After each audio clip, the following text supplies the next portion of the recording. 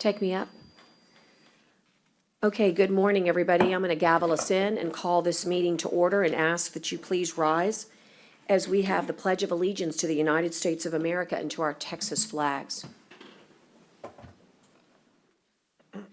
I pledge allegiance to the flag of the United States of America and to the republic for which it stands, one nation, under God, indivisible, with liberty and justice for all. Honor the Texas flag. I pledge allegiance to thee, Texas, one state, under God, one and indivisible. Okay, this morning it is 9:03 a.m. and we are here at Nueces County Courthouse on the third floor in Nueces County Commissioner's Courtroom. It's January 24th, 2022. And I noticed that we have three commissioners satisfying the new rules, as they say, in person. Commissioner Chesney, Commissioner Gonzalez. Well, actually, I've just lost my quorum. Okay, we'll hold, please, for the clerk. Belinda, would you be so kind as to let him know that quorum's been busted? Judge, I didn't know Santa Claus. Oh, that's Bob Hilliard over there with that big beard. I haven't seen that in a while. Well, actually, today I'm both. Yeah. Okay.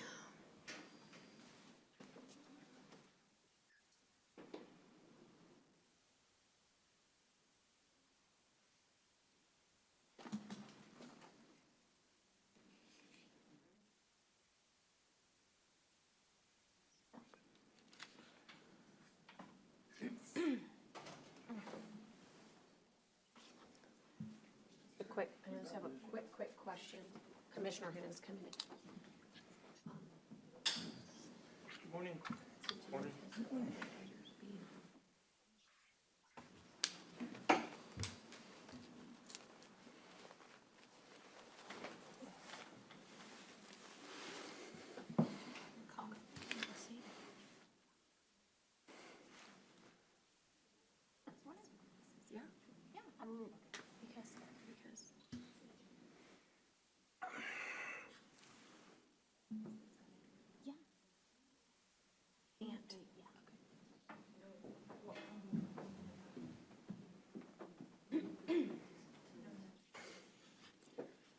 Okay, for everybody that was online and you're wondering what just happened, so the governor's orders during COVID-19 do allow us to participate virtually, and we do have Commissioner Amatis online. I was just at the time reporting to the county clerk that we have Commissioner Chesney, Commissioner Gonzalez, Commissioner Hernandez, and myself live in person in Commissioner's Courtroom. And then we also have Commissioner John Mattis. I don't believe he's Actually, we joined don't yet. have him yet. For the clerk, I'll note when I do see him, but we do have four, and therefore I do certify that a quorum has been established. And so with that, I will move on to public comment and ask that Belinda bring me the There's pub. no one listed on public comment. Okay, great. And I know that if you're online and you're interested in having some public comment regarding Bob Hall Pier, if you would just indulge us.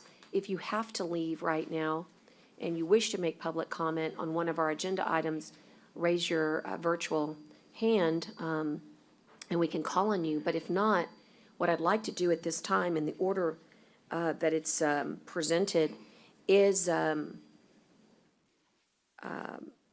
actually, we do have some minutes, don't we, to get through. I'm going to postpone item D1, okay, so that we can move on to the item E, and that's January 5th, January 12th, January 14th minutes. Is there a motion to approve these minutes as you have been able to review them in your packets? So moved. I'll look for a second. Motion and a second. All those in favor signify by saying aye. Aye. Aye, pose same sign. Okay, just because I don't think it'll be contentious either, it'll be efficient. Item 2A1, discuss and consider approval of the addition of Texas A&M, Corpus Christi, and Del Mar College as early voting locations for the March 1st, 2022 joint primary election. Motion and a second. These are great locations for voting, particularly for our students. All those in any further discussion? All right, having a motion and a second. All those in favor signify by saying aye. Aye. Aye. Opposed, same sign. Okay. Commissioners, given that we have some arbitrators that are online with us here this morning, and we welcome you, let me take item number 2 at this time into executive session and ask that you all please have patience.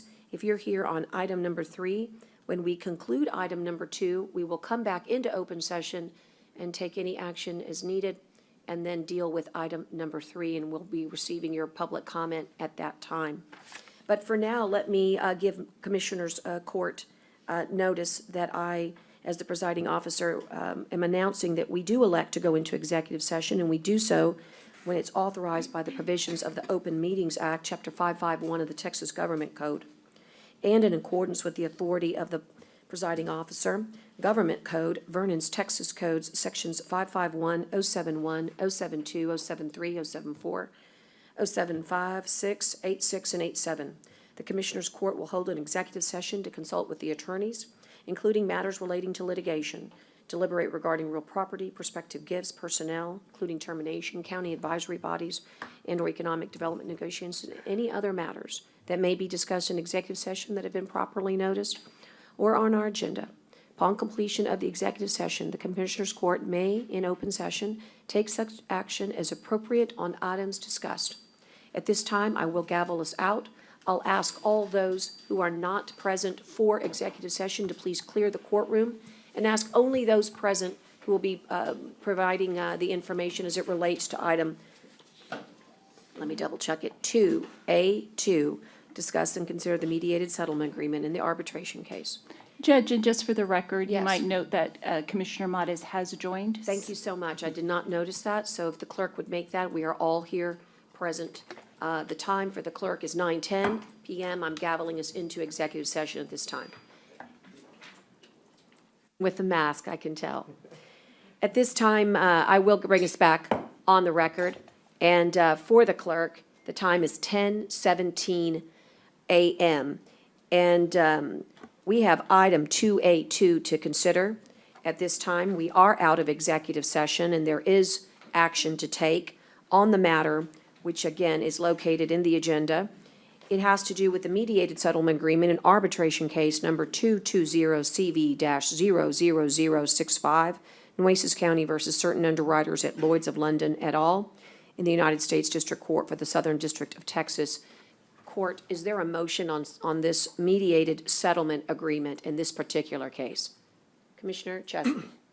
Judge, I would make a motion to accept the mediated settlement agreement on behalf of Nueces County, and then I would just like a brief discussion if there's a second. Second. I've got a motion, a second. May I encourage you to amend your motion, because I think we actually have to say the particular amount, sorry. the specified amount I'm of sorry, my $20 apologies. million. I would make a motion on behalf of Nueces County to accept the $20 million mediated settlement agreement. I restate my motion too. And you'll Restate my second. correct, restate your second. And is there any further discussion, Commissioner Chesney? Just briefly, Judge, I just wanted to make a comment. This is a huge gain for Nueces County. This is something that we sat thinking we were going to get, I don't even know how to use the properly correct word there, but we were going to end up on the short end of the stick on this. We had millions of dollars worth of legitimate damage caused by Hurricane Harvey. And I think we need to recognize this is 2022 and Harvey was in 2017, and we're just now getting this settled. And I think it's important to note that we wouldn't have been at this point were it not for the strength of conviction by this entire court, and this was an entire court decision to move forward and not take it. At the time that we started this, we had been given roughly $1.5 million in monies from the insurance companies on millions of dollars of claims. Just the project that I've been working on in my precinct for 5 years, that project alone is costing this county over $2 million. So we knew that we were getting really walked over were it not for the decision of this court to hire a local law firm John Martinez and Bob Hilliard and Marion Riley have done a great job, and I don't mean to let anyone else, not Mr. Robinson was involved, there were others, but when we originally made this hire, it was because of Mr. Martinez and Mr. Hilliard primarily, who really worked very hard to show us that, hey, we needed to hire a local firm. At the time, that wasn't the recommendation given to us, and that was not a bad recommendation given to us. We just made a decision that we really wanted someone who had some skin in the game, and the skin in the game was they live here, they work here. So I think it's important to note, I mean, that without these attorneys being involved with this, we wouldn't be here today.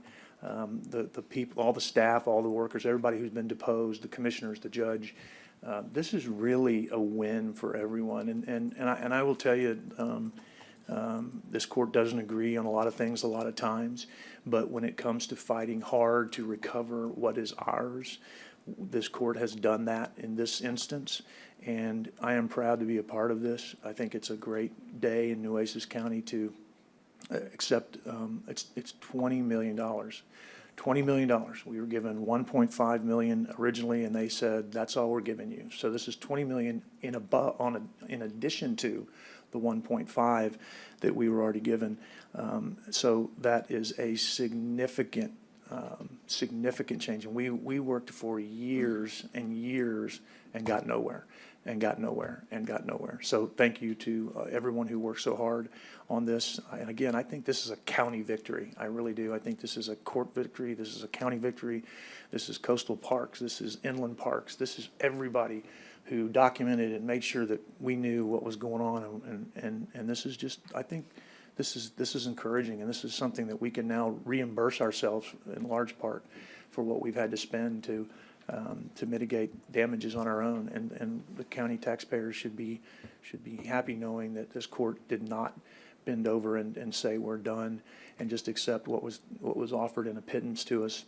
We went forward and we fought hard, and we've gotten a settlement today, thanks to the county, the lawyers, everybody that's involved, and certainly having let me tell you, when you get ready to go to an arbitration panel, like has been put together a very strong arbitration panel, everybody gets nervous. And that's why you do it. When you get yourself to a situation where you're going up with three arbitrators who are as well-trained or as experienced and as knowledgeable, that puts the fear in everybody. And that's why you want to have that. So we appreciate their role in this as well, Judge. So I think hopefully I've thanked everybody, and we'll move forward. Thank you. I want to say a couple of words, Judge. Of course. I think I'm going to let everybody, if you don't mind, when you have something of this significance, I think we should all be able to say something, in response. Commissioner Gonzalez? Yeah, it was very well said by Commissioner Chesney. I probably won't be able to repeat all that, but I just want to make it clear for the public too that while we got $20 million, after everything's said and done, we're probably really looking at $12 million, which is more than $1.5 million that we had at the beginning. So, and now the biggest thing for me, the plus, is the fact that we had local law firm handle the case. I push a lot for local, getting contracts like this for us, pushing things for us. I think their interest really is in this community, their taxpayers and their families. So I just want to thank you guys for a job well done. And like I said, even $12 million to me is a lot of money too. So, but anyway, I just want to say thank you for being here, and thank you for helping us. And being a local law firm means a lot to me. Thank you. Thank you, Judge. Commissioner Hernandez. I just want to say thank you also. From what I hear, without you gentlemen, it wouldn't have been possible, considering the circumstances you were given. And I'm sure that a lot of this money will come back into the community. So thank you very much for your efforts, for a job well done. So thank you again. Thank you. Commissioner Modis, online with us today. Thank you, Judge. I just want to thank the team that was put together that helped us get to this point. We know everyone wants resolution to a problem and an issue, and do that fairly and equitably. And I think that that's where we got to today. And so I appreciate our local team from the county, our local firm, and all those that have been involved to help us get to this point. And appreciate the guidance throughout the disposition and also just the prep for all of this that it took for us and we know countless others. So thank you for all your work. Yes, sir, and just to round up sufficiently before we take our vote, Commissioner Chesney did a nice job of sharing with the court and with the audience and the public some of the people that we need to thank, but there's just a few more if I can add to that great list. And that is, in particular, in Melissa Vela. Sometimes we don't know who the people are that represent the county, who represent the seal. In this case, Melissa Vela inherited the role, so to speak. It had started before with Jenny Crone and with Laura Jimenez, and then it transferred to Jenny Dorsey and to Melissa Vela. So we appreciate the office because they have to coordinate with our outside counsel. But would you believe that the real, I think, thanks ought to be extended to all of the departments? I wish you could have seen the litany of documents that had to be produced, that had to be, really gone through from IT, and Daryl's here, to Public Works, Inland Parks, Scott Cross is here, Coastal Parks. There are thousands of man-hours that go into the preparation of an experience that we call seeking justice. And it always seems so easy when you come before a forum to say, we're done. But it is all of the capital, that human capital that went in from the photography all the way to the expert engineers and reports that were generated, and all of the staff time, on top of all of the other disasters that we're managing. As you said, Commissioner Chesney, this occurred in August of 2017. And like so many other of our disasters, it takes so long to really get help to the people. I like what you said, Commissioner Hernandez, that you hope that you will see these dollars come back to help the community. I'm certain that they will. That is the whole point of justice. All we wanted was to have been fairly treated. And what I believe happened with this settlement is that fairness was accomplished. And I think that it serves as a testament to when you pay insurance premiums, that you get the benefit of that bargain. And so I'm very grateful to our staff comprehensively and to our legal team. One of the things that is so great about the law is that it really does give you the opportunity to set into motion to do what is right. And in this case, it was not only a good result for our side, I believe it was a good result for all sides. That's what this mediated settlement says to me and should say to our public. So congratulations to Nueces County for having the courage to fight for what is right. And today, we reap the rewards of being able to say for all of us, all those in favor, signify by saying aye. Aye. Aye. Aye. Commissioner Chesney, there's a second motion that needs to be made as part and parcel of finishing the process of a mediated settlement. It would be to, do you see the second piece? It's to authorize myself as the county judge to execute these documents and related matters.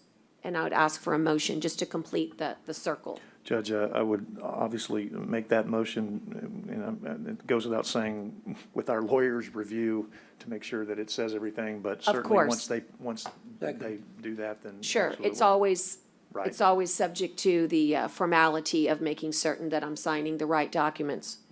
I fully intend to make certain that every I and every T is dotted on a $20 million settlement for Nueces County. But with that motion and a second, all those in. Aye. Aye. Okay, Bob, at this time, the process is done, but on the line with us, would you like to personally thank, on behalf of all of us here in Nueces County, we have some gentlemen that have been a part of our process. We'd like to thank them for their service and for the result that they helped bring to us today. Certainly, Judge, and with your permission, may I have each one of them introduce themselves to the court? Yes, sir. And they may have a few words. Yes, sir. They may have jumped off. I think they jumped off, Bob. No, sir. Mr. Feinberg Oh, is Yes, just I'm here. I unmuted. hope, oh, I'm sorry, I I couldn't see hope him. you can hear me. Yes, sir. thank It's an honor to have you here with us, truly. Well, I'm honored to be here. I know better than to follow with any comments after those wonderful words from you, Judge. I just wanted, on behalf of the panel, the tribunal, authorized to arbitrate this matter, how pleased we were at this settlement. There were all sorts of challenges and difficult issues that would have had to be confronted in this arbitration. And the fact that the parties were able to reach an agreement, I think, is in the best interests of the county and the insurers. I was extremely fortunate in this arbitration, not only to observe excellent advocacy on the part of both sides, but I was very, very fortunate to have as my fellow arbitrators in the tribunal, Charles Sinclair and Alan Craddock. And I just want to point out that in the months leading up to this settlement, we were all, the tribunal, all three of us, of one mind in moving this forward. That is rare in arbitration. But it was a very distinguished, experienced tribunal, very distinguished and experienced advocates representing the county and the insurers. And the challenges that both sides realized they would confront in a lengthy arbitration hearing, I think had a lot to do with the very, very sensible decision to reach a fair settlement as articulated by Your Honor. So I just wanted to thank my the lawyers and especially my two fellow arbitrators for exhibiting the very best in our profession with a result that, as Your Honor pointed out, I really think myself is in the interest of the county and the insurers. And so I thank all of you for the opportunity to serve in this matter. Thank you very much. Thank you, sir. I think Mr. Feinberg spoke for Mr. Sinclair, but Charles, Yes. if you'd like to say a few words? Thanks, Bob. I have nothing to add to Ken's kind words. Thank you. Okay, do we have Mr. Craddock? Yes, I just commend the advocacy as well on this. It was quite a display to see how the parties went and worked together and did their job. You had one heck of a group working for you at the county. Could not say anything better. Thank you. Thank you, Judge. Thank you. Thank you.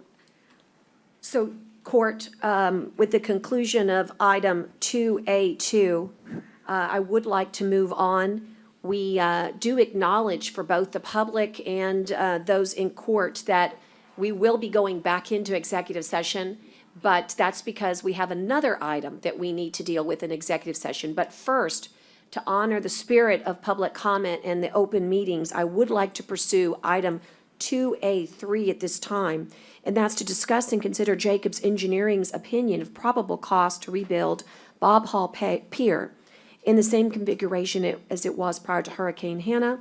In addition, we'll be discussing and considering additional design features and additional upgrades for Bob Hall Pier and funding source to cover those options. And there is a bit of poetic justice, perhaps, or irony, whichever one you like. Here we are having to deal in this court with Hurricane Harvey recovery, and yet another hurricane brings us to another agenda item, Hurricane Hannah, in July of 2020. So with this, the right person to introduce is Judge, can I? Lewis.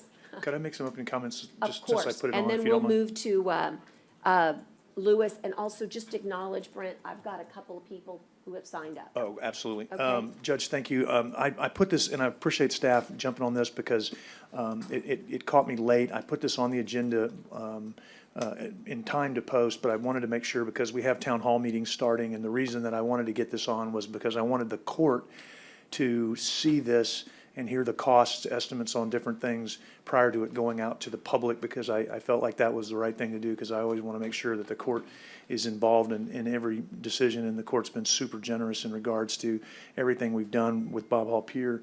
I've had a chance to look at these designs. They're phenomenal.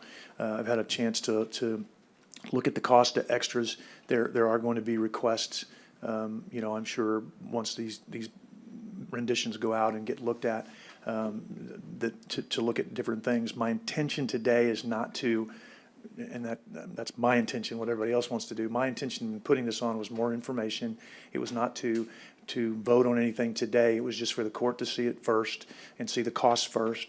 And then what I'm going to do is ask for, hopefully maybe the NCDC could put together an independent return of investment study, not study, because that sounds too long. Analysis? Thank you. Return on investment analysis to show the court what I believe will be a huge return on investment if the court is willing to invest some more. Because I think what you're going to see is these are game changers, in my opinion. And it's going to be, we really want to see what the public thinks about the different renditions, and that's why we're having these town halls. I think they're going to be excited. I think you're going to be excited. I think it's going to be a request for more funds than we currently have. I want to be completely transparent. That's where I'm heading with it, and that means I know I've got to sell it hard to this court because you've already been super generous in what you've provided.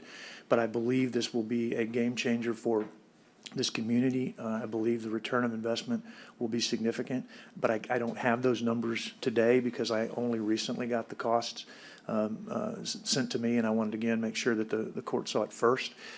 So we will, hopefully, unless someone else pushes for it, but hopefully, we can just have information today, let everybody see what the costs are, and digest it. Let me have a chance to put together a return of investment scenario analysis, and let the court decide then. So I just wanted to kind of lay that out first, because I don't want anybody to think that I'm trying to push for anything right at this minute, because I don't want to do that to the court, because I put this on at the last minute, not the last minute, but on Friday afternoon, whenever the posting deadline was. So having said that, I'll leave it to Sydney, and again, let me start by saying, super job. These are phenomenal renditions, and they're really, I think they took in a lot of input from the committee and the public and all the town hall meetings that we've had. The Pettis Group's done a super job of getting all this out to the public. They're going to continue to do that. The town hall meetings start tonight at 6 p.m. at Padre Island Baptist Church. They're online and they're virtual. They're online and they're in person. And then there's another one tomorrow at 10 a.m. And I'm not sure if I'm missing one. correct. And that's the same location. So again, I think this is kind of a fun day because we've got a short agenda, but both agenda items have been Pretty like wonderful. friendly agenda items so far, and hopefully we can continue that spirit because this is I'm kind of pumped. So let's I don't know how else to say it. I'll And lay it out Louis, that way. And Louis, we're going to let you do one more informational piece, because you said it really fast, but really important. One more time, 6 p.m. tonight. 6 p.m. Padre Island Baptist Church Town Hall, online Tomorrow? and in person, and 10 a.m. same location. And if same you rate. need the link, you can find it on noisesco.com. So we want to make sure that you know where the link is. And here's one more added piece for the public. Let's say that it doesn't work tonight for you and it doesn't work tomorrow for you. We're going to be able to send out a community survey to everybody. And again, noisesco.com will be a place where you can find that community survey. And that will have the presentation attached to it in a mini version. And you're going to be able to upload your comments as if you were there tonight. You're going to also be able to answer the questions as to what you like and what you don't like as well because of the survey. So we feel like we are really going in a great direction by seeking the public comment.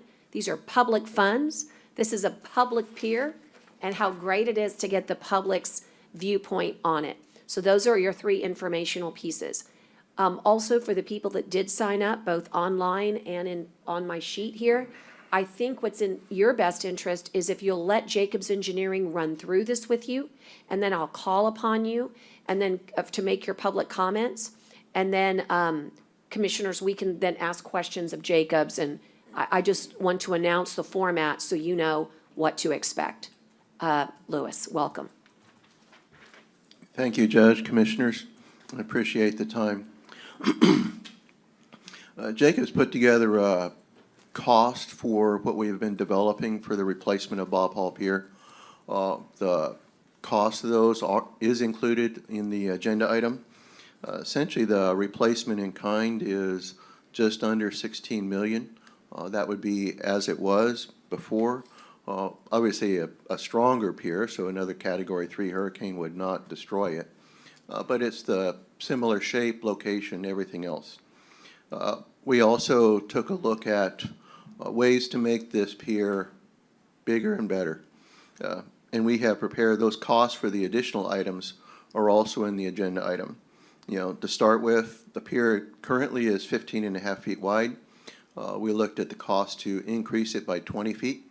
It's actually increase it to 20 feet. So that's, you know, essentially 2.5 million additional. Seems like a lot, but the pier is also quite long, you know, so it's essentially 25% wider for the entire length. We also looked at extending the pier beyond the dunes.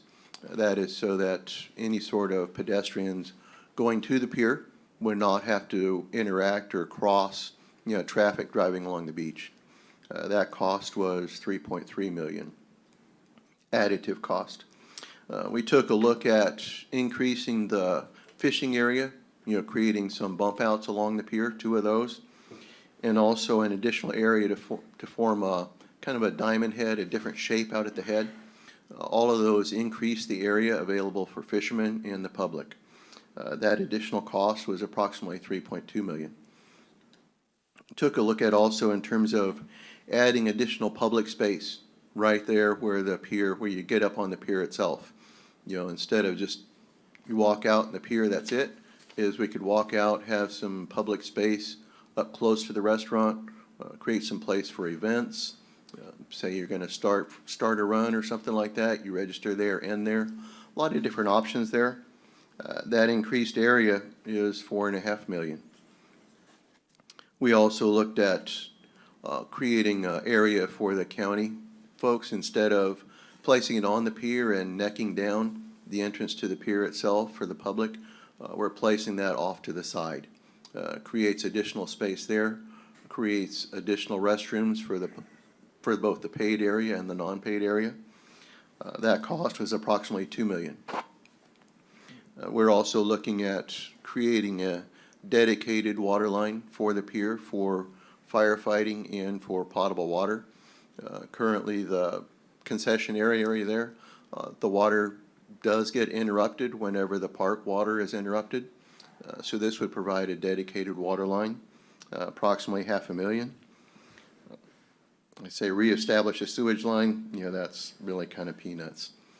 But that in essence is a summary of these additional, that is really kind of beyond replacement in kind. Certainly willing to address any questions y'all have. I actually have one of the graphics that we're going to prepare tonight that I can bring up to y'all and show you to really kind of describe what each one of these elements are. Would it be all right? You did a beautiful job. You didn't even rush through it, but just because some commissioners may have been listening and not taking notes, could we run through the numbers one more time? Here's how I have it. It's here, Judge. Okay. It's in here But too, just just to- so everybody has it. But No, the I'm- public doesn't. No, I If know. it's all right, just real quick, like. Maybe we 'cause could put it up, maybe what we That could do would is be great. put it up here. Could we do that, Connie? Just to get it up there. Yeah, it's this one right here. Yeah, you have it. It's just that the public doesn't, you know? Certainly And is there a graphic that you'd like to have up as well that you were mentioning? There it is.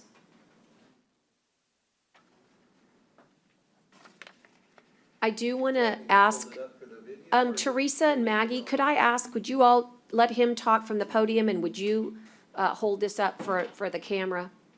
Thank you. Thank you. Maybe later we'll put that on some foam core. Okay. So this is. It's not yet. Okay, no worries, no worries.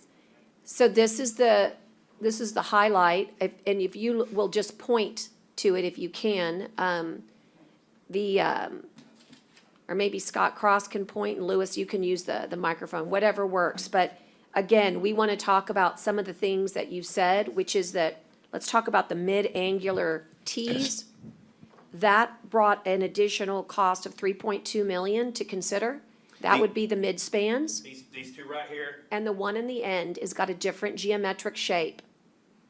It's roughly twice the area out on the end Okay, as the I'll current make one. that note, twice the square footage there. And that really accommodates the people who want to look out as well as the fishermen.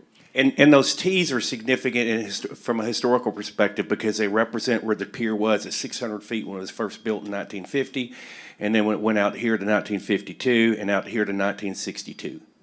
And can you, Sydney, again, refresh the court's memory on Louis, I'm sorry, I don't know why I keep doing that. I'm sorry, I know who you are, I apologize. I don't All know why. right. My bad.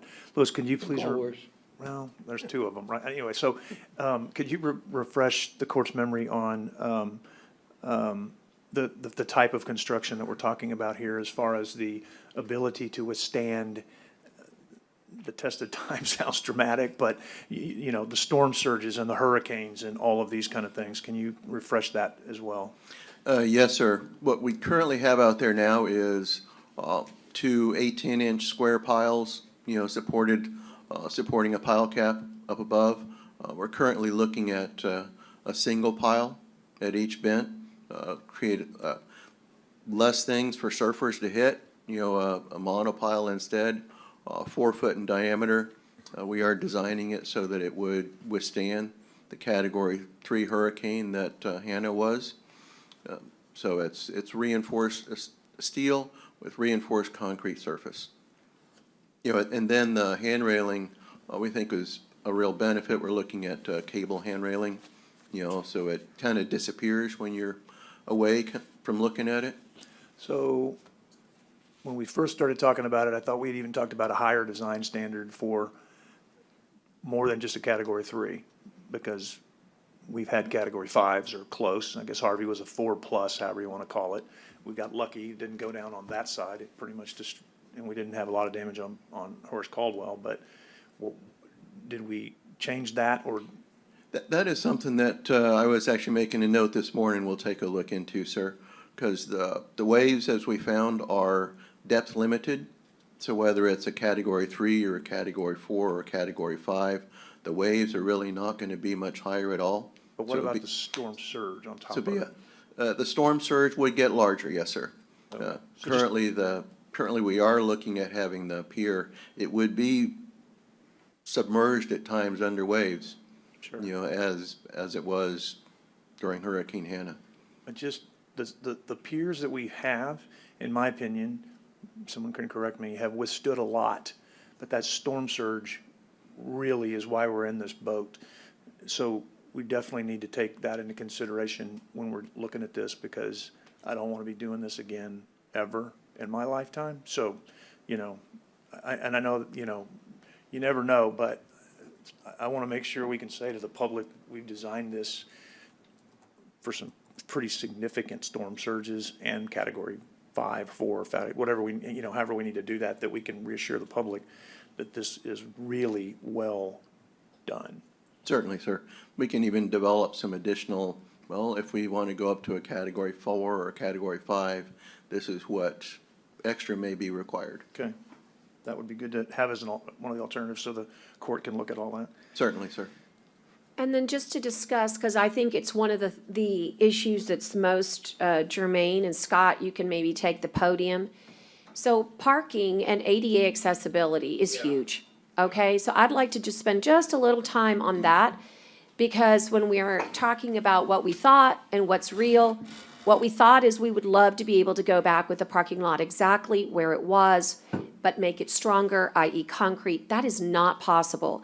But what is possible is a great parking lot using state-of-the-art materials behind the dunes so that we don't, I think what you said, Commissioner Chesney, is let's not repeat this if we can help it. Let's build for the smart resiliency. So Scott, talk about the pros of that, and then talk about the disadvantage, which does require us to connect the parking lot to the facility, and why that, I wrote down, has a $3.5 million addition. So when we looked at this, I came up with the idea of repurposing the old section of the RV park. Commissioners, Judge, y'all seen that old section that we had out there before we built the new one. And because there is a paved maintenance road that goes through the dunes that's directly, almost directly, just a little nook off of where the ramp is. And so I thought, well, you know what? If we could find a way to extend the pier, bridge over the beach, and come down the ramp behind there, then I eliminate all the issues with accessibility and parking and on a parking surface on the beach. Because regardless of what's in our beach management plan or the erosion response plan, that's a supplement to the beach management plan. I want to throw that in there. The Texas Administrative Code is what's hurting us the most. We're trying to go back and rebuild that parking lot on the beach. Even though the parking lot was completely 100% rebuilt after Hurricane Ike in 2010, 2011, there was an exception made for that, but that exception is not being allowed right now. And so at one point, you know, the judge talking to me challenged me, well, let's get creative instead of swimming against the tide here. Let's see what we can come up with. And so I came up with this idea, and I really thought through this idea. I mean, I really struggled with it for months, because I'm like, there's got to be a fatal flaw here somewhere. I just kept going back and forth, back and forth. And the only fatal flaw I came up with is that I will lose a small amount of revenue in that old section because people like to use it, but that's only going to flatten for a very brief period of time, and the revenue gains from the pier are going to far outweigh that. And so there is a way we could resurface, repurpose that parking lot, and then come off of Access Road 6 with one way of ingress and egress into that parking lot that's separate and apart from all our RV traffic, because you don't want to mix those two, because those big rigs turning and everything, that'd be a headache. The issue I have, and I've got a call in to Natalie Bell at the General Land Office to really talk through this, is that once we put the parking lot behind the dunes, now mind you, the benefit to that is that it's going to reduce a lot of maintenance time and cost in coastal parks, because I'm not always worrying about getting the sand off the parking lot where it's tide-driven, wind-driven, what have you, so keep it accessible. Because when we have to do that, and it comes at the worst times, usually on a holiday weekend, we got to shut one side down, clear it, and then open up the other side and do the same thing. And so, but we can get equal to the same amount of parking that we had on the beach if we do this. The other thing it does is that it takes all my utilities. Originally, if we bridge all the way over, it takes all my utilities from out and underneath the critical dune. And I've had this problem when I first came on board. We had a sewer line inside that dune that collapsed, and I had to jump through hoops with the GLO to dig through that critical dune, then reestablish that critical dune, revegetate that critical dune to fix the sewer line. Now all those lines run up the ramp of the pier. And so all that infrastructure is no longer underneath the critical dunes, which are protected. So it eliminates all that dune permitting And stuff. the GLO loves that. Yes. So Scott, That's one thing. Go ahead. the question that I had asked you before, and I don't know that we've gotten to talk about yet, is the only, I love it, but concern I have is makes it even more difficult potentially on the ADA portion, because that's a longer walk or longer wheelchair royal or longer whatever. Well, once from they that get to the parking lot flat surface. pier. So is there a way to increase the ADA accessibility? Well, you would if, way me and Lewis and Scott Harris at Land, we've been going back and forth on this, is that if you came back over the beach, because with the single concrete pile, you can span up to 60 feet with a beam, which means that if we were to do this, we wouldn't have a beam in the middle of the drive lane.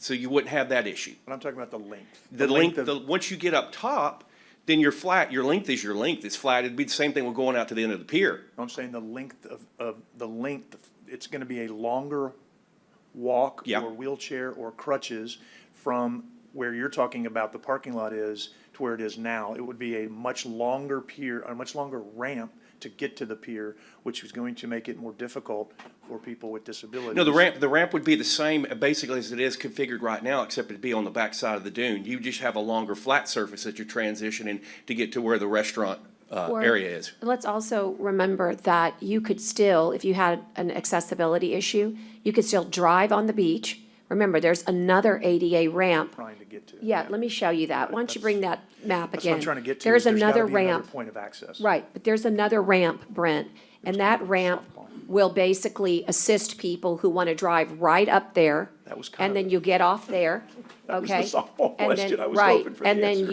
you would use the ramp right to the facility. So you don't have to just have the parking accessibility. It'll be twofold, which I think maximizes or force multiplies accessibility, both from the beach itself and from the actual parking lot.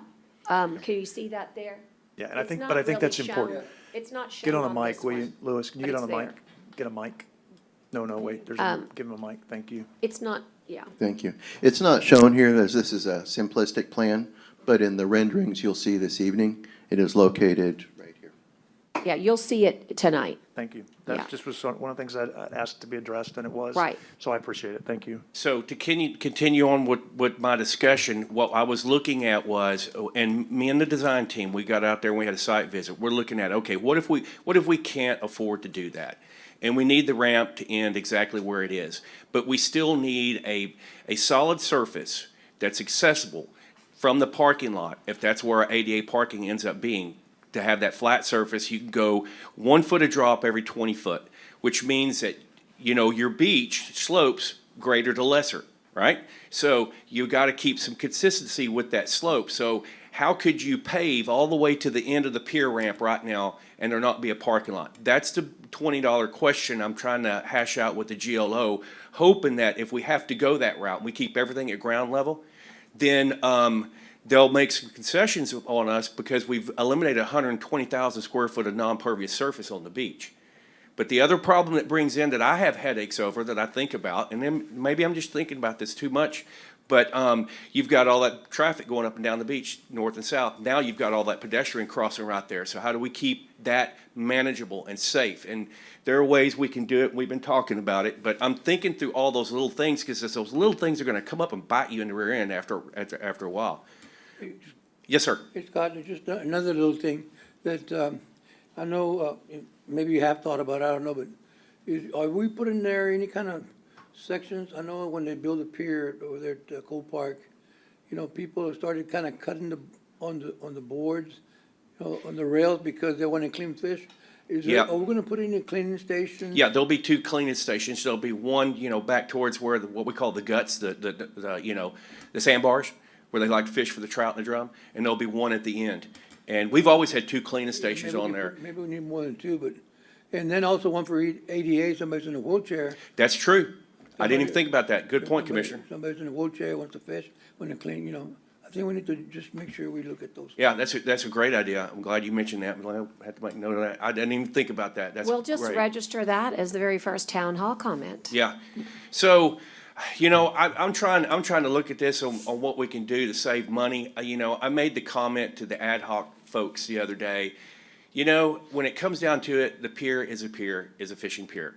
And so if we've got to dumb things down and simplify the pier, start at the very end, scale back and work back until you get to your entry complex, your restaurant area, and put all the bells and whistles you want in there. But let's keep the pier simple, because one thing that I keep reminding everybody, and I know that you'll appreciate this, Commissioner Gonzalez, and the rest of y'all will, whatever you build, remember, I've got to take care of it. I got to maintain it, and that costs money. And so, you know, I don't want to put us in a situation where I have to come in here in Commissioner's Court and say, you built this Grand Plaza, now I need 2 more FTEs, you know? But I will ask for it if I need it. But I'm just saying, it's about operations for me. How do we maintain it? So, but there is one other thing I wanted to add to this price point stuff. That, Belinda, you want to hand this to them? Because I don't know. Scott Harris sent this in response to an email that Commissioner sent. And I got copied on it. And I've been talking with Scott. And he wanted to make sure, at Lockwood Andrews Newman, they wanted to make sure that the numbers that Jacobs is talking about are construction costs. They're not all the costs that are involved in this. They're not the soft costs. You got to add the engineering costs. You got to add some other stuff. And so they ran this, as our program manager, they ran this spreadsheet. And if you look here, Judge, Commissioners, you'll see that a like replacement, according to what they figured up here, and they wanted to make sure I pointed this out, is on the low, if you see the column that says low, okay, total construction, professional fees, and other soft costs is $19,401,532. That's low. That's $1,401,532 over what we have budgeted now.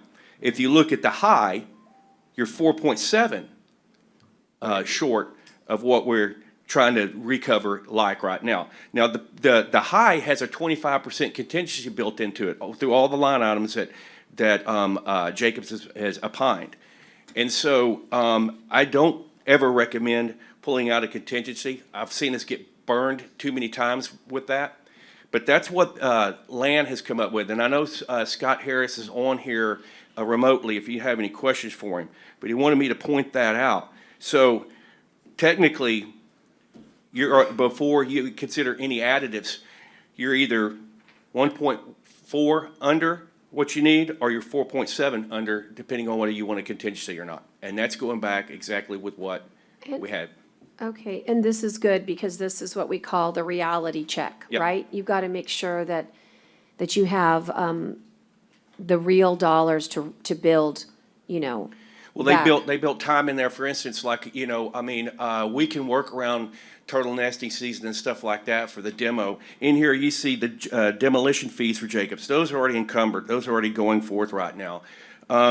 The fee for Land underneath the program fee that they're currently under will also cover their fee on the parking lot stuff. It's already absorbed in there, you know. Right. So we get 2 for 1 kind of there. But the thing is that they even went through and calculated stop days for turtle nesting season in case those happen. Right. What are those costs, And so they conservatively factored in all these elements that could put in a delay. right, So, and that's the reality stuff. right.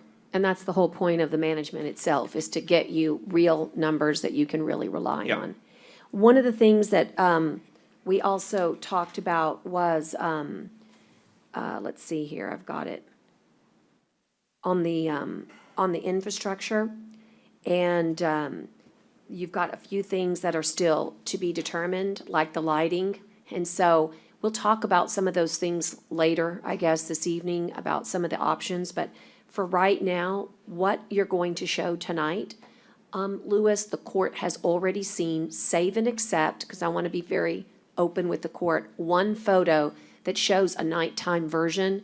You just sort of took your daytime rendering and then made it so that people could see what it would look like at night. And for the court, I don't want you to see anything for the first time. So here is your nighttime version of what you've already seen daytime. But it's just different at night, and so it's good to see it. This is the nighttime version. Everything else that will be shown by Jacobs, you've already either seen or it's been in your packet. But this is the exact rendering seen from the particular version at night. It does make some assumptions that we'll go through later. It makes the assumption that you're looking at a public plaza. It makes the assumption you're looking at the particular icon that says Bob Hall Pier, et cetera. So just wanted to make certain that you saw that. This is the only one that's really new from the presentation that you've seen before. There might be some rotations that are different. In other words, you might have a different side view of certain things, but this is the only one that's actually new. And there's 3 different renditions, I believe, that you're gonna show Correct. to the public. That's just one of them. So if anybody hasn't gotten those, I think we had them presented to us once before, and this is a new one, like Judge said. But I wanna make sure again that the court always sees everything first, new renditions, costs, everything, so they can keep, Right. up to speed on everything. So that was again. Thanks, just the purpose Scott. of this. You don't have to, I yeah, was gonna say. I don't mean for you to stay there the whole time. Actually, I did. Keep standing there, Scott. It was kinda. So, No, just certainly. the one thing that I really wanted to address, and it's been talked about, is, obviously, and I love Scott because he's gonna be passionate about the things that matter, which is make sure he can produce a rate of return. He's saying put all that up front. He's also saying be mindful of the operation and maintenance. But I also want to say that the piece at the end, I'm calling it the modern geometric, version of the T. It's not a T anymore, right? It's some polygon. But that polygon represents what does look like a stronger, resilient feature as opposed to the T. Please remember the T fell off in the water. That geometric structure fell off. And one of the things we asked Jacobs was, can you design something so that at the end of the pier, that figure would be more absorbent of the actual physics, right, of these intense waves that come. And the geometric structure that you've designed, you believe has the ability to, if you will, mitigate better than that geometric long rectangle, which would represent the letter T. Am I summarizing correctly? That is correct. That's one of the reasons for it being shaped Right. like that, is it does create a stronger structure. Right. I'd also like to highlight that the lighting that you see there, on the night view is included in the basic cost. I mean, that's really. Oh, thank you. Lighting for the pier, the restaurant, that's included in the cost is assuming a basic lighting. If Okay. we're looking at, I want to say, Ambient? better night lighting, ambient lighting, similar to what y'all are doing at the courthouse, whether we wanted to light the continuous length or something like that, that would be an additional cost. Got it. Okay. Okay, how about just general comments now? I've made them wait so long. Would you all gentlemen mind sitting down and let me go to my public comments? And then just be please available for questions. Same with Scott Harris online. Just, I have May Nardone and Stephen Lester. And May, you signed up first, so we'll ask you to the podium. He just needs to give it a good cleaning. And then online, if anybody online wants to also make a comment, just don't forget to raise that virtual hand icon and we'll call on you. We'll hear from Maine and then we'll hear from Stephen. Welcome, May. Good morning, Judge, Commissioners.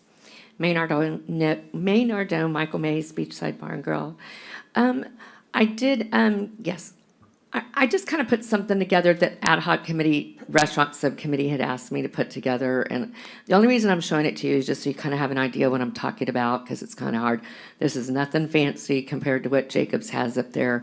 But something that when they were asking me is the existing concessionaire, what I would like to see up there, and I did have an opportunity to talk to Lewis as well, and he does have that as an option as well in the 3 options that are going to be up there. And just kind of what I thought would work with the second floor, what people go up there for is the views. So I was just kind of changing the view a little bit on the building with still having a nice little plaza. But part of what I found up there is it gets very hot up there if there's no shade. Just with the pavilion doors even being open, I mean, we really would try to shade that back area.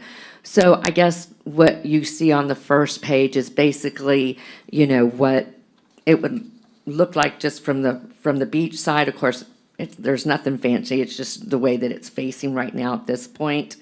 The other thing is, if you look on the second page, and really more the third page, the third page is showing the building that's already there that's going to stay, the bottom left that looks open. That would be where the existing dining room and bar was. That's the building, again, the second structure that was built 10 years ago would still be there, with removing the roof line and doing a flat roof so that it can open from the second floor for extra seating and vent space. So that's kind of what that is. So it's still keeping the existing building, just removing the roof and making a flat roof and having kind of an overlook, which is pretty much, again, everybody wants to see. And then it's shaded by the building because the sun sets on the beach side behind the dunes. So now you'll have that shade structure and you can still have that area, that little open area that Jacobs had shown you that's kind of open space. But more importantly, I wanted to kind of go to the last, again, I just kind of threw some numbers, very conservative numbers, if you go to the last page, on what my projections would be just for the restaurant part of it. Because I know that building the additional second floor, if you notice, with Jacobs Engineer, what he has so far is it would cost another $2 million for the second level. And one of the main reasons I had requested for the second level is now with Schlitterbahn closed, and I've mentioned this before, a lot of people wanted to have events up there, and we just didn't have the room, whether it be weddings, whether it be concerts, whether any type of party, fundraisers. They always wanted fundraisers, meeting spaces.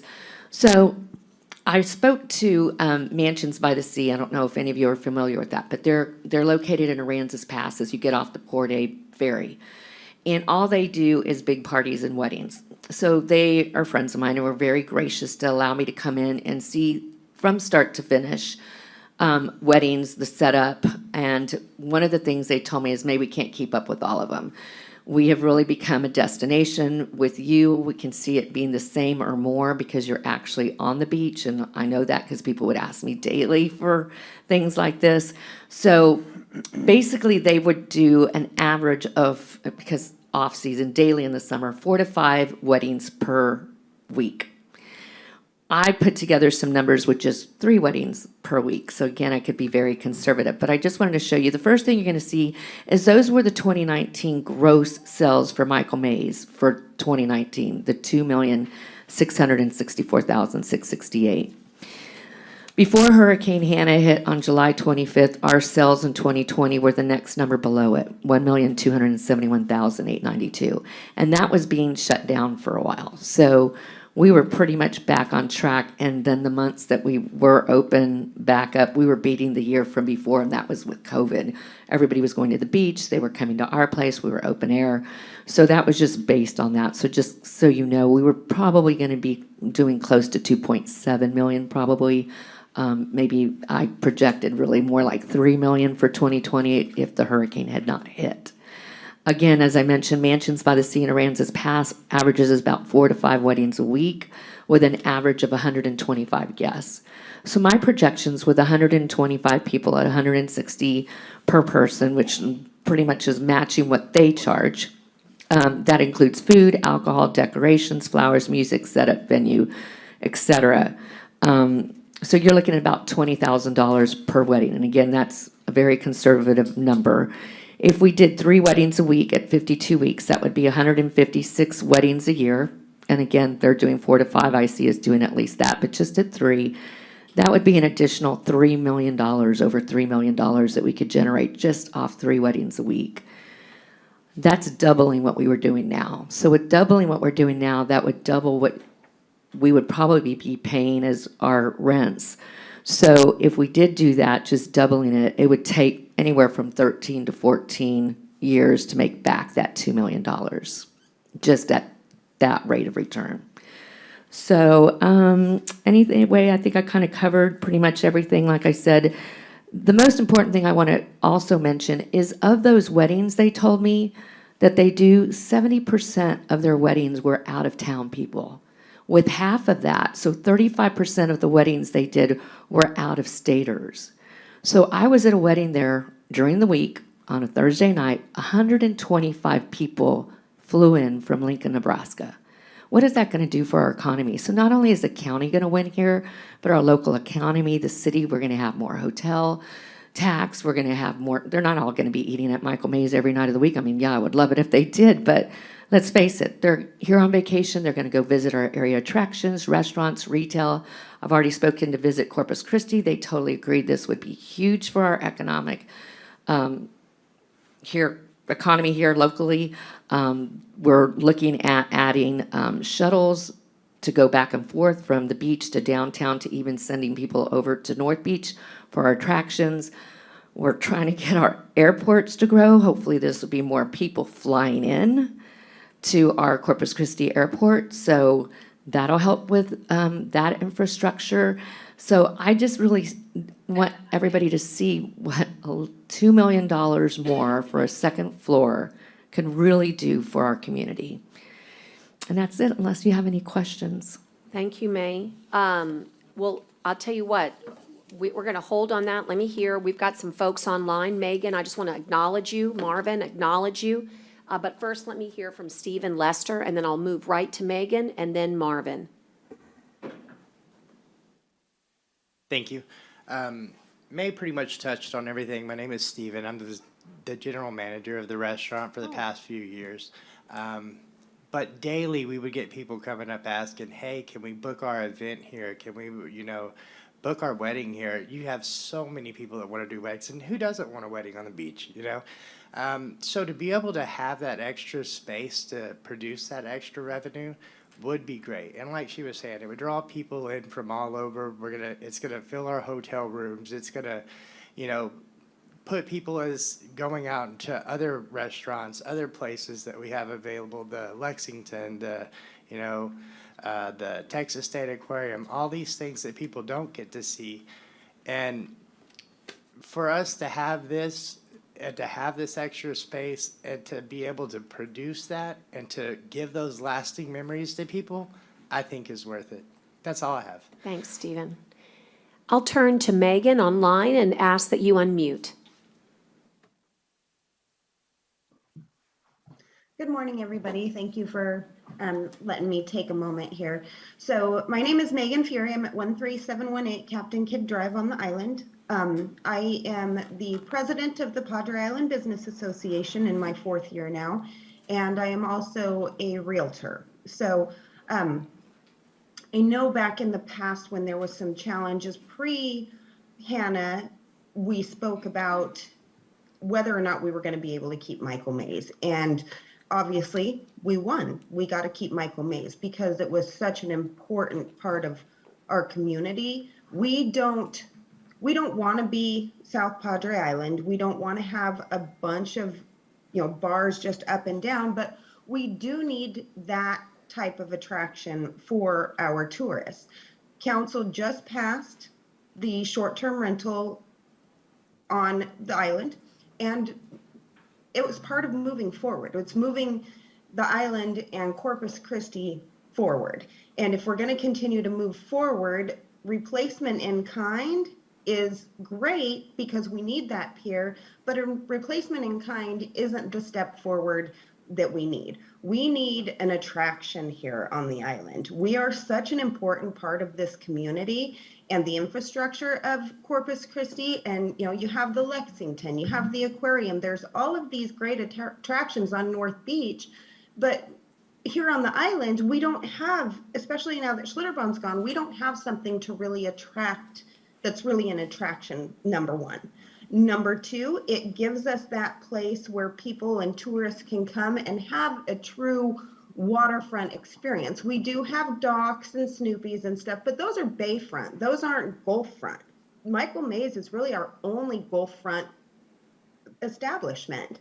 And even more so, the second floor, as the president of the Padre Island Business Association, we are constantly fighting and scrambling to try and find a place to hold meetings and hold events. And with the lack of a convention center in our city, this could be a great way to fill so many needs that we have. May talked about weddings, which, it'll bring in people and heads in beds, which is what we want.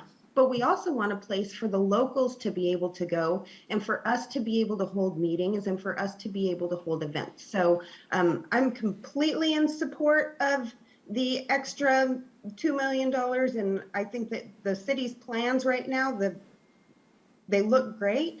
But if one thing has to be taken out of those extras, that would be the one thing I would think that we need because it fills a lot of holes. Thanks, Megan. Thank you. Move to Marvin Jones and ask that you unmute.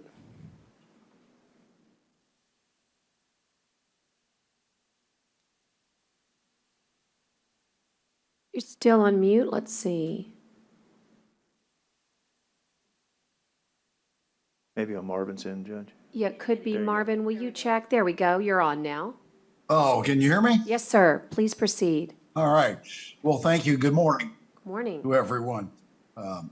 My name is Marvin Jones. I'm the president of the Padre Island Property Owners Association.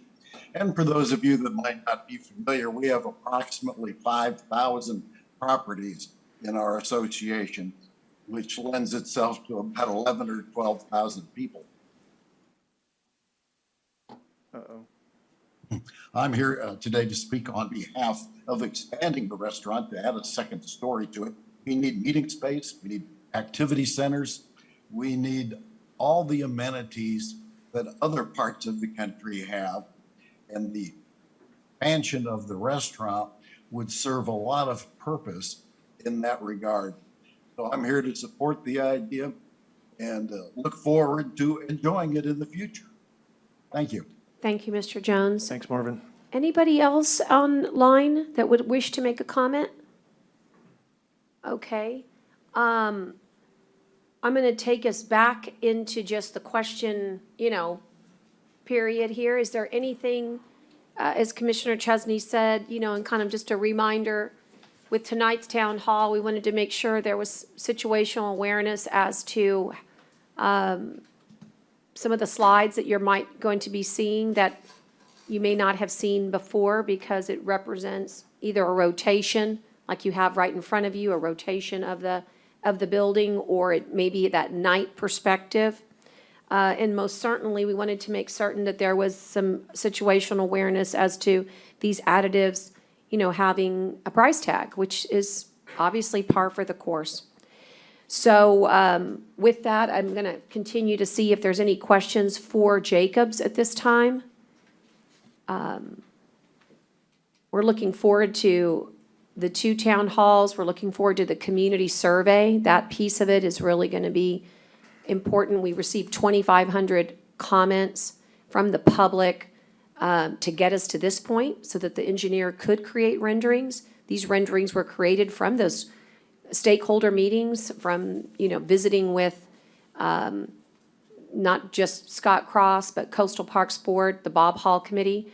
There's only one thing I think that you haven't seen, and I gave it to Connie. Could you please tee up the presentation that I gave us? And I don't want to spoil it for tonight, but I do want to run through it quickly because the commitment here is to make certain that commissioners have awareness. But inside the Bob Hall Committee, there's subcommittees, and those subcommittees have been hard at work, again, getting us to this point, acting as a liaison in so many ways, and that continues. So there's some safety precepts. These are really important because our chairwoman is Kawana Denson, and she wears also the hat of being the president and founder of the Jasani Smith Foundation. So Connie, just run through these real quick. Like you're gonna see things and hear more details tonight about emergency call towers. Next, keep going.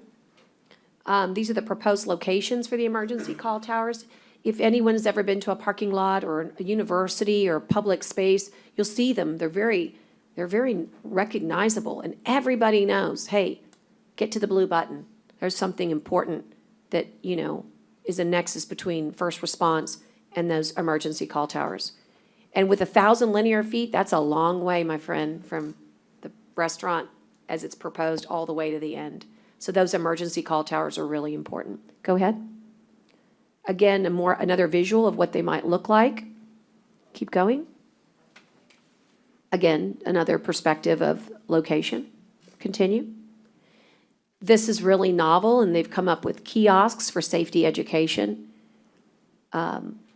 Again, locations will be located here.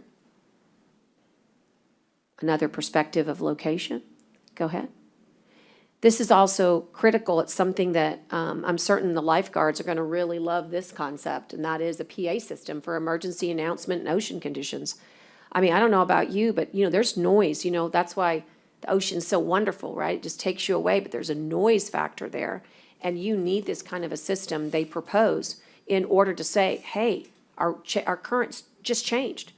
I have seen it where you go from a green flag day to a red flag day from the time you've arrived till the moment you leave. How are you going to get that information out? This is one of the ways. Continue, please. Again, this is the location. By the way, thanks to Kawana, Ryan Turner, and others who part of this subcommittee, look at the detail that your committee has basically placed in. And this is just one of many committees that have participated in the Bob Hall process. Go ahead. This is also a digital billboard. You've seen these over at the American Bank Center. That's the one that I see most often. These are incredible screens that are able to diffuse the light in a way that allows you to just be perfectly sunny and have the most amazing visualization of important messaging. We don't have anything like this out there. You can imagine whether it's as you said, I was thinking beach to bay, all the way to rip currents, to potential advertisement from our concessionaire, right? Think of it as your messaging board for both public information and for the type of information that you would want to promote. I can imagine PIBA wanting to say things. I can imagine NOAA wanting to say things, you know? So NOAA meaning the National Oceanic Atmospheric Association. Okay, please continue. Again, potential locations for visibility, for sun, and for the opportunity to not miss it, right? You don't want to miss public information. Remember how many people drive down our beaches and how many people would see this if they were positioned in this way. Go ahead. Okay, again, the spirit today was whatever we show tonight, you've either seen it here once, or we've had some measure of dialogue about the dollars. We haven't gone into this yet, and I assume that it'll be another opportunity in the very, very near future to discuss potential funding. But I just want to suggest to you that no funding is really awarded without public input. The best state and federal funding require public comment and public input. And if you want to know what the recipe to baking this cake has been, it's been at every step of the way to get tons of public input. And we have done this so right that when it's time to apply for grants, both federal and state, or a private foundation, there is a mechanism that we've already set forth to showcase the justification, whether it's an economic analysis or just a public vetting. If you don't do this, you're now delayed another 6, 8 months, maybe even a year. So we've done, after we complete our community survey and the 2 town halls tonight, plus everything we've done in advance, we're really positioned, poised beautifully, as long as we get some advocacy, to go after these dollars so that some of the amenities might have a chance of being done. Scott Cross. There is one other element that's been talked about, and I've talked with the folks over at Conrad Bluchard Institute. You may know James Rizzo. I don't know if you know him or not, Judge or Commissioner. Some of y'all may if you've worked over there. Anyhow, the concept of having a research station on the pier to do important ocean research on the Gulf of Mexico. There's no other facility like that up and down the Texas coast. And from what I understand, there are none other in the Gulf of Mexico. I found that hard to believe when I was first told that. And I know there's one in Duck, North Carolina on the East Coast, and there's one on the West Coast. So there was a big gap to bridge there. And so what I did is I told the folks over at Conrad Bluchard Institute, I'm like, look, I don't know how to get to these Board of Regents level, decision-making process. If y'all want to see something like this happen and you want to see that element become part of the pier where multiple universities are doing Gulf research out there on the pier, which I think would be phenomenal, now's the time to do it, then y'all go out, y'all put it together, and y'all find a university who has some pockets, who wants to bring some money to the table. So there's an element out there working on that. I don't know where they're at on that. I'm hoping to get an update soon. Ryan Turner called me about that the other day, and he's going to see if he can get some answers. But the other thing is that we're going to rebuild that platform for that NOAA weather station out there. And it's probably going to be about the same footprint, right? And so I'm trying to find my way in to some level of NOAA, and I've provided Tim Richardson with everything he needs to go forward, Judge. But I'm trying to find a way in with NOAA and say, hey, come on, you've had 47 years of free rent up there and free electricity. Come to the table, help us out. Even if you just help us build that one element, So I'm still working on that component too.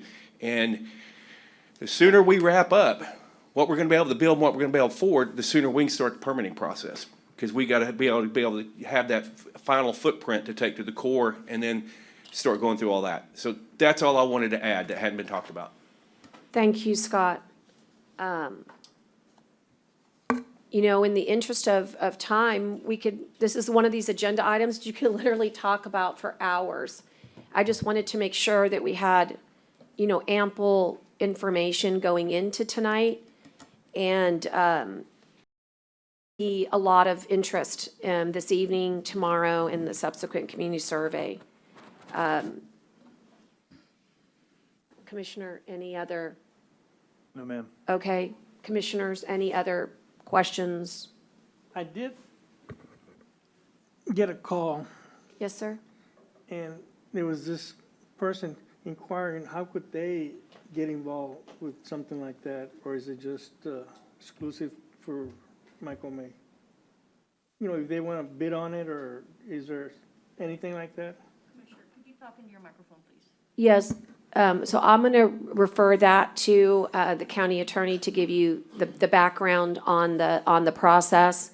We do have a current contract in place, and that's what's current. Okay. But Not for for more construction. information, I could have the county attorney give you that info. Yeah, but I not for, mean, not for construction, Commissioner. We haven't done any of that yet. So it would be bid out. Okay, For the okay, that's what this construction? person was asking. Yeah, for the I, construction. I didn't, I think that's what it is is. that what you're asking, for the construction or for the concessionaire? Well, I guess the person that we're talking about, like the Michael May venue. Sorry, my. Yeah, I think he was talking about something else, Commissioner. My bad. Okay, we'll get you that information, okay, what the process is. And I guess if there's anything else they can, you know, look forward to bidding on, Right, so, that's what they were asking. understood. I'll just have the county attorney give you that information, but to clarify, there is a current contract that we have that was competitively bid. All right, thank you. Okay, thank you. Any other questions or comments, or, okay? Yeah, I don't want, oh, there's two separate things, the restaurant and concession, or they're separate? Yes, do you want to bring that, map back up again, Scott, and answer that? I didn't catch that. Just so you can see it? Let's take the look at the map, just so you can be clear. So Commissioner, yeah, the county's always ran the pier aspect of it, and the concessionaires always ran the restaurant side of it. And I don't ever want to get out of that wheelhouse of us running the pier itself, because Dale will be right here to tell you, we made a small $60,000 investment when we took that over, and I was nervous myself. But it has netted, it has grossed enough revenue ever since we started that it pays for the next year's operating costs. And then we don't carry a fund balance in that department. Then that money gets moved over to offset our dependency on the general fund and our operating account. So us maintaining the running of the pier, we need to, because we make too much money No, at it. I understand that, as far as the running of the pier. Okay. You know, for fishing and everything else. I'm just saying, the concession stand and the restaurant are two separate things. They've always been under a one umbrella. No, they haven't. That's always been on the concessionaire. Now, we run the little guard shack just for stuff for going in and out and buying tackle and stuff like that. We do all that. They do all the restaurant, drinks, and they had a souvenir shop up there as well. Did that help? Yep. Okay. Do we get, from the revenue shop, on the souvenir shop, do we get? Yeah. In the. We share a profit. percentage? Yep, we share profit. It's all across the board. What was it, 8%? $12,000 cap, 8% or 12,000, whichever's higher. And that's on anything that they sell. The only difference is, do you mind opening up the map? This is a little, so that in order to accommodate what we see as opportunity and growth and hearing from the public, you'll see that can you show them the rectangle? It says concessions, retail, and 2 sets of public restrooms. Correct, I just want to show them. The one thing that we never had before was adequate public facilities for bathrooms. And so this particular configuration addresses that serious need for families to have public bathrooms without going into the restaurant. And so you have a combo of concession, retail, and public bathroom exhibited in the rectangular portion, and it's right there. That is different than the way it exists today, which is there's one bathroom and the concession is part of the current restaurant. So even though the contract would be the same, the geography of the location would be different in order to accommodate growth, need, and quite frankly, more room for the obvious, which is to make a profit in retail and/or chips, candy, sundries, those types of things. So just, that existed before Hurricane Hannah. You could buy everything from a floaty to a cute little bathing suit to, chips. All of that existed. In this new scheme, it just has its own unique location to give the bathrooms a much better opportunity to be grander, because the way we had it before was incredibly limiting for bathroom facility. And that's what we heard, quite frankly, very loud and clear, is make sure you have strong public bathroom facilities. Thank you, Scott. It just helps when you're looking at it. Does that answer your question on the location and? Some of it. Do you have anything further for Scott? If it just, he can come back up. Scott, will you stay up there, please? Commissioner? No, I'm. Oh, I'm sorry, he's done. Okay. I thought he said Oh, no. I thought he said he wasn't done. Okay, I think by addressing, I'm kind of going over it in my mind. I just want to say, I'm trying to point out everything before we move on. There's going to be discussion tonight about the amenities, as you heard them, but there's also going to be discussion about some of the, what you call that FF&E, right? It's like the actual furniture. So you're going to hear a lot of good details. Those are not priced on here, but you'll get to have some input about what you would like to see if we could get them funded on things like seating, on shade structure. You all know how hot it can be in the summer months, shade and seating, and I'm going to call it the entrance. So you saw one rendering of it, but as Commissioner Chesney said, you'll see 3 versions of it tonight. 3 different versions of the entrance, 3 different versions of the seating, and 3 different versions of shade. So those are some of the options that if you jump online tonight and just to, as they say, put a button on it, a bow on it rather, would be noisesco.com, right, Connie? You can get on the link, you could find the link to the virtual meeting on our website. Future Bob Hall Pier also. On the Bob Hall Pier as well. It says Future Bob Hall. Future Bob Hall Pier is the icon on our website. So if the media will help us put that out, Future Bob Hall Pier is an icon on the website. You need to press that tab, then that's going to it's going to prompt up that link, okay? We are starting at 6 p.m., but again, we're going to repeat it at 10 a.m. And I need to talk to the audio, video people, but my hope is that it'll be recorded so that we get to replay it later. If you just want to be a part of it, and even virtual doesn't work for you. The whole goal here is open it up so as many people can hear about it and participate as possible. Oh man, this is awesome. Okay, so here's how it looks online. Okay, if there's nothing further, everybody, I'm going to move on to the next one because of time. Okay? Connie, are we broadcasting? Someone's telling me that out in the hallway, there's nothing but like CCTV. City didn't broadcast, but we're on the website and we're on YouTube. Okay, just making sure. Okay. Thanks for that.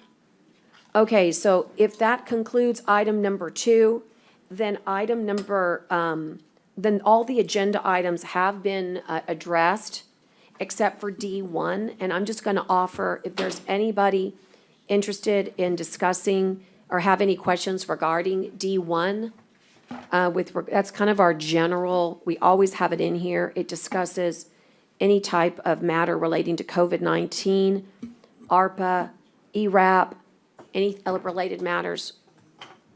If not, I can go back into the executive session language. But are there any issues? You're going to get a full report on Wednesday, but if there are any issues right now, hearing none, if that's all right. Gentlemen, nothing? Okay, hearing none, we'll just move on then to the magic language again, which is that we're going to go back into executive session, and that will give Commissioners Court an opportunity, because it's authorized by provisions of the Open Meetings Act, Chapter 551, the Texas Government Code.